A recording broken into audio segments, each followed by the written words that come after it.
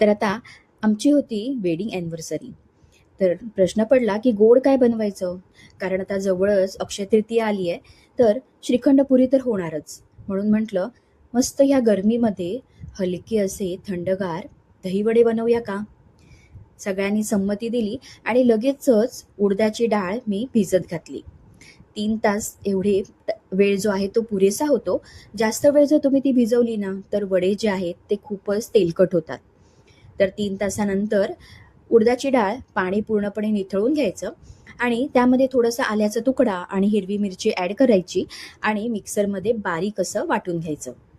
आणि ते बाटलेलं बॅटर जे आहे ते अगदी मस्त एका दिशेने गरगरीत असं हाताने फेटून घ्यायचं आणि त्यानंतर तेलामध्ये ह्याचे वडे सोडायचे. हाताने अगदी हे फेटल्यानंतर खूप हलकं पीठ होतं आणि मस्त वडे जे आहेत ना ते आतून पोकळ होतात. तर आता इथे सगळे वडे जे आहेत ते हळूहळू मी तळून घेणार आहे. तर तुम्ही बघितलं मस्त गोल्डन अशा रंगावरती हे तळून घ्यायचे.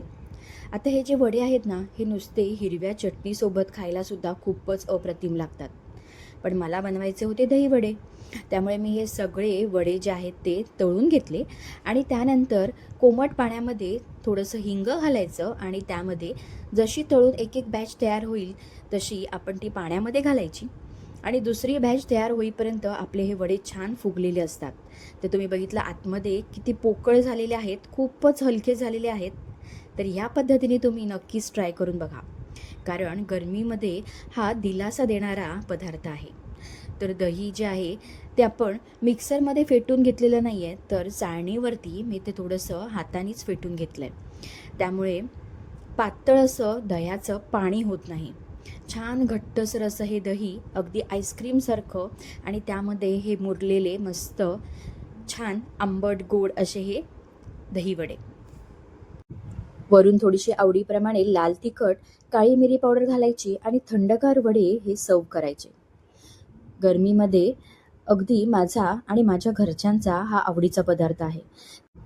तर आता हे वेगवेगळ्या कंटेनरमध्ये तुम्ही बघितलं, मी आता हे फ्रीजमध्ये ठेवणार आहे. म्हणजे जेव्हा पाहिजे तेव्हा एक डबा काढायचा आणि त्यावरती मस्त ताव मारायचा. तर हे एका दिवसातच संपणारे सगळे वडे आहेत. तर आता ह्या उन्हाळ्यामध्ये तुम्ही सुद्धा हे नक्कीच बनवून पहा.